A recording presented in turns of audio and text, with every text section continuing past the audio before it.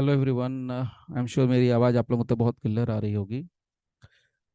अब फ्रेंड्स, जैसा कि आप लोगों को पता है कि आप लोगों का जो सबसे बड़ा डाउट आता रहता है ना क्लास के अंदर कि सर सेक्शन 2, सेक्शन 3, सेक्शन 4 इसमें बड़ा दिक्कत है। आप लोगों को आईपीसी का जो 2-3 सेक्शन है उसके साथ आप लोगों को बहुत ही समस्या होती रहती है।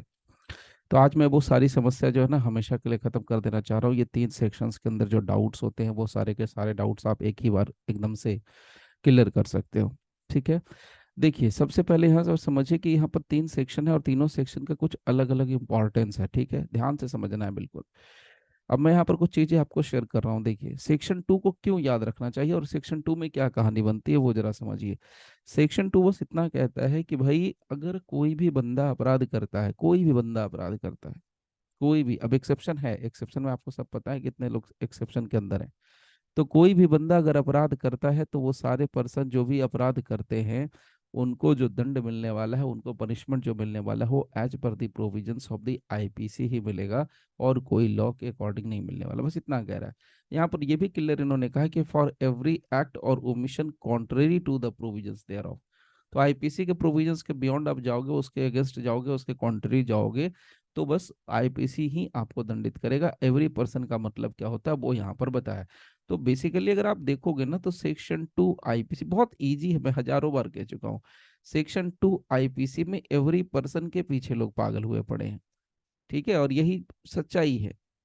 एवरी पर्सन में दो चीजें, इस सेक्शन के अंदर दो चीजें मोटे तौर पे आती हैं। एक तो इसमें कोई टाइम लिमिट नहीं दी गई है, मैंने लास्ट सेशन में भी आप लोगों से कहा था। फिर भी आप लोगों को डाउट आया तो मैं क्लियर कर दूं, यहाँ तो एक टाइम लिमिट नहीं दिया गया है कि कितना टाइम लिमिट के अंदर केस के बारे में रिपोर्ट करनी है, नहीं करनी, कुछ भी ऐसा कोई टाइम लिमिट मेंशन नहीं किया गया। बस यहाँ पर लाइबिलिटी फिक्स कर रहे हैं और बोलते हैं कि अगर कोई एक्ट करेगा और वो कॉन्ट्रेरी टू द आईपीसी होगा तो भैया वो कुछ को कुछ नहीं करना है, उसका पनिशमेंट भी आईपीसी के अंदर होगा। तो पहली बात, टाइम लिमिट नहीं दी गई है। दूसरी बात, यहाँ पर कहा गया कि कोई एक्ट अगर कॉन्ट्रेरी करेगा तो आईपीसी उसको दंड देगा। तीसरी बात जो सबसे इंपॉर्टेंट यहाँ पर बस दी गई है और वो ये है कि एवरी पर्सन को यहाँ पर रखा गया है। बट एवरी पर्सन में इसके एक्सेप्शंस हैं, जो एक्सेप्शंस हम लोग ऑलरेडी डिस्कस कर चुके हैं। देयर आर 6 और 7 एक्सेप्शंस। ओके, डिप्लोमेटिक एजेंट्स हैं, फॉरेन सॉवरेन्स हैं, एम्बेसडर्स हैं, किंग है, एलियन एनमी है, इसके अलावा आपको पब्लिक सर्वेंट है, इसके अलावा प्रेसिडेंट, गवर्नर है, ये सारे लोग हैं जो कि यहाँ पर एग्जम्प्टेड हैं। इनको खिलाफ कोई मामला कहीं भी नहीं रजिस्टर किया जा सकता है। तो ये है तो बेसिकली सेक्शन 2। अब आइए सेक्शन 3 में बहुत ही सिंपल लैंग्वेज में शेयर कर रहा हूँ। देखिए, सेक्शन 3 में क्या है, सेक्शन 3 उलझाता है और सेक्शन 4 भी उलझाता है।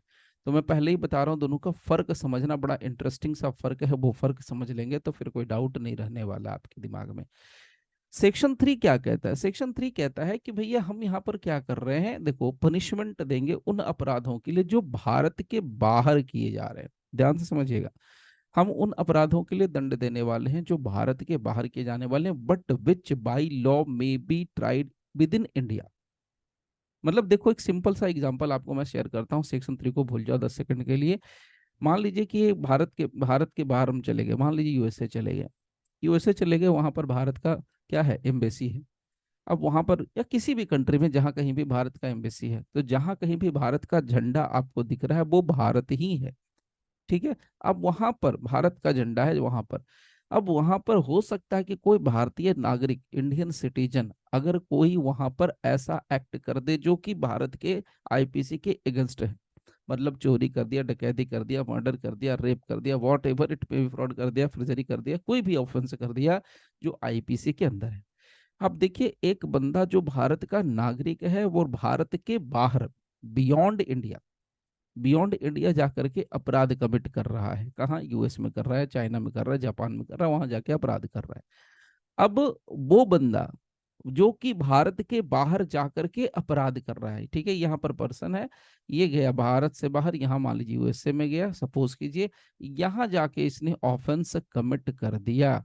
तब यहाँ पर कहते हैं कि भैया अगर यूएसए में मान लीजिए ऑफेंस कमिट कर दिया, और ये पर्सन दो ही हो सकता है, या तो एक सिटीजन हो सकता है या तो नॉन सिटीजन हो सकता है। तो हम फिलहाल क्या किसकी बात कर रहे हैं, सिटीजन की बात कर रहे हैं। तो अगर भारत का नागरिक है वहां जाके अपराध करता है, तो यहां पर कहा गया कि भाई सेक्शन 3 का एप्लीकेशन होगा। और सेक्शन 3 कहता है कि अगर कोई भी भारत का नागरिक, यहाँ एनी पर्सन लिखा है तो सब इंक्लूड हो जाएगा, कोई भी पर्सन अगर भारत के बाहर जाता है और भारत के बाहर कोई भी एक्ट कमिट करता है बियॉन्ड इंडिया, तो उस व्यक्ति को इंडियन लॉ के अकॉर्डिंग उसका ट्रायल चलाया जाएगा। यहाँ पर यहाँ कर any person liable by any Indian law, तो यहाँ कर liable by any Indian law. तो लाइबल कैसे हो रहा है इंडियन लॉ से? तो ये भारत का नागरिक है, अभी भारत का नागरिक लगा, ठप्पा लगा हुआ है इसके ऊपर सिटीजनशिप का, तो ये इंडियन लॉ कैसे लग रहा है? यहाँ पर सीआरपीसी का एप्लीकेशन हो रहा है, यहाँ पर द एक्स्ट्राडिशन ट्रीटी जो सॉरी एक्स्ट्राडिशन एक्ट है उसका एप्लीकेशन हो रहा है। तो ये वो भारत के कानून है जो इस सिटीजन के ऊपर लागू हो रहे हैं। तो सीआरपीसी का सेक्शन लग जाता है 188, ठीक है, 188 लग गया। अब इसके अकॉर्डिंग क्या कर सकता है, ये लाइबल हो जाएगा पर्सन। तो सेक्शन 3 बस इतना ही कहता है, सेक्शन 3 सिंपल इतना कहता है कि देखो भाई, अगर भारत का नागरिक हो तो, या भारत का नागरिक नहीं है तो, दोनों ही सिचुएशन में अगर कोई भी व्यक्ति, चाहे वो सिटीजन हो या ना हो, लेकिन वो अपराध करता है, और वो व्यक्ति जो अपराध कर रहा है वो, यहाँ पर क्लियर कर दिया, जो अपराध करता है वो, उसके लिए कहा है कि बाई एनी इंडियन लॉ, अगर वो पर्सन लाइबल निकलता है, अगर वो पर्सन लाइबल होता है बाई एनी इंडियन लॉ, अगर वो अपराध करता है तो ऑब्वियसली लाइबल होगा। तो उसका जो ट्रायल होता है, उसका ट्रायल इंडिया में ही चलेगा, भले ही उसने अपराध कहाँ किया, यूएसए में किया, लेकिन उसका ट्रायल कहाँ चलेगा, इंडिया में चलेगा। मानो कि उसने अपराध अमेरिका में ना करके, यूएसए में ना करके, वो उसने इंडिया में किया है। अब आप कहेंगे सर अपराध तो हो सकता है कि यूएसए के किसी स्टेट के अंदर हुआ होगा, ऑफ कोर्स, नो डाउट। तो वैसे व्यक्तियों के लिए दो ऑप्शन बचते हैं, या तो आप एक्स्ट्राडिशन करवा दो, या तो आप उसको यहाँ इंडिया में आ गया, अगर सरकार को नजर पड़ गया तो जहां कहीं भी उसको पकड़ करके लाया जाएगा, उस टेरिटोरियल जुरिस्डिक्शन के अंदर ही उसका ट्रायल चलने वाला है। सिंपल सा फंडा है और कुछ भी नहीं है। सेक्शन 3 में बस इतना ही कहा गया। अब सेक्शन 3 में एक चीज मैं आपको थोड़ा सा कॉम्प्लिकेशन वाली चीज बताता हूँ, वो ध्यान से समझिएगा। अगर आप सेक्शन 3 के प्रोसीजर की बात करोगे कि सर वैसे बंदे को लाया गया उठा करके इंडिया में, तो उसका प्रोसीजर क्या है, तो इसके लिए मैं आपको दो चीजें आपको पहले बताने के लिए कहता हूँ। पहली बात, एक चीज समझिए, आप सब क्या समझ रहे हो, भारत इतना पावरफुल है कि अपना कानून का इस्तेमाल, अपने आईपीसी का इस्तेमाल भारत के बाहर होने वाले अपराधों पर भी कर सकता है। यानी Indian law is so powerful, या यू कैन से कि इंडियन लॉ इस तरीके का है कि जो भारत के बाहर होने वाले अपराधों पर को, अपराध को भी कंट्रोल कर रहा है, या उसको पकड़ रहा है, उसको दंड देने की बात कर रहा है। आपको पता है ये आईपीसी में ये जो सेक्शन है, सेक्शन 3, इसको कॉन्स्टिट्यूशन के किस आर्टिकल के साथ रिलेट करना पड़ता है, और ये कहाँ से आईपीसी के अंदर ये बात आ गई? तो इसके लिए आपको पता है, जाना चाहिए देखने के लिए, वो है, मैं आपको दिखा देता हूँ, आर्टिकल है 245 का क्लॉज नंबर 2, मैं आपको शो करता हूँ, जस्ट अ सेकेंड, मैं आप लोगों के लिए ना निकाल देता हूँ कॉन्स्टिट्यूशन की एक फाइल, और वहां से आप देखिए मैं क्या बताना चाह रहा हूँ, उसको कॉन्सेंट्रेट करके समझिए। ये रहा आपका कॉन्स्टिट्यूशन, और ये रहा 245, ये रहा आपके सामने स्क्रीन पर 245 का क्लॉज नंबर 2, ये रहा clause number 2। See, let's see, ये रहा, देखिए ये क्या कह रहा है, बहुत ही सिंपल है ये वाला। No law made by parliament shall be deemed to be invalid on the ground that it would have extra territorial operation। यानी कोई भी ऐसा कानून जो भारत की संसद ने बनाया है, उसको इनवैलिड माना जाएगा सिर्फ इस ग्राउंड पर कि उसका कोई एक्स्ट्रा टेरिटोरियल ऑपरेशन है। तो आप बात कर रहे हो सेक्शन 3 की, देखिए मैं कहां से कहां आपको बता रहा हूँ, आपने कभी सोचा भी नहीं होगा, कभी पढ़ा भी नहीं हो, मैं बता रहा हूँ, चैलेंज देके कह सकता हूँ, गारंटेड कि 95% लोग इस चीज को डिस्कस नहीं करते हैं। नहीं, 95% लोग डिस्कस नहीं करते हैं, मैं आपको बता रहा हूँ। आप सोचिए, आर्टिकल 245 का क्लॉज 2 को हम लोग रीड विथ किसके साथ कर रहे हैं, रीड विथ कर रहे हैं सेक्शन 3 आईपीसी के साथ। तो अब यहाँ पर एक्स्ट्रा टेरिटोरियल ऑपरेशन कहाँ लग रहा है, सेक्शन 3 में। तो जो लॉ है एक्स्ट्रा टेरिटोरियल ऑपरेशन का, वो लॉ क्या हो गया, एप्लीकेबल हो गया। अब हम लोग बात कर रहे थे प्रोसीजर की, तो प्रोसीजर के लिए क्या है, सेक्शन है 177। मैं आपको सेक्शन 177 भी पहले आपको दिखाता हूँ, वहां से बात करेंगे। देखिए ये रहा आपके सामने 177, थोड़ा आगे चला गया, देखिए 177। 177 क्या कहता है? 177 बहुत सिंपल कहता है, बहुत ही आसान लैंग्वेज में कहता है कि भाई every offence shall ordinarily be inquired into and tried by a court within whose local jurisdiction it was committed। तो क्लियर कर रहा है कि हर एक अपराध ऑर्डिनरली, यहाँ पर ऑर्डिनरली टर्म है, ordinarily be inquired into and tried, now inquired into and tried by a court within whose local jurisdiction it was committed. मतलब आप सोच लीजिए, इस 177 कहता है कि भाई किसी भी अपराध का ट्रायल सामान्य तौर पर वहां चलेगा जहां पर इसको अपराध, यहाँ पर अपराध किया गया है, तो अपराध तो हुआ यूएसए के अंदर, तो यूएसए के कोर्ट में चलना चाहिए। अगर 177 को डिस्कस किया जाए तो यूएसए की कोर्ट में चलना चाहिए, जो कि पॉसिबल बिल्कुल नहीं है। सो ऐसे में एक मामला बड़ा इंटरेस्टिंग आता है, वो भी मैं आपको साथ के साथ शेयर कर देता हूँ। एक केस हुआ था, और ये थोड़ा पुराना केस है, बट आज भी इसकी रेलेवेंसी बनी हुई है, और उसमें बहुत ही सिंपल सा फंडा बताया गया था। सुप्रीम कोर्ट ने इस केस को डिस्कस करके कहा था, मैं आपको शेयर कर दे रहा हूँ थोड़ी देर में।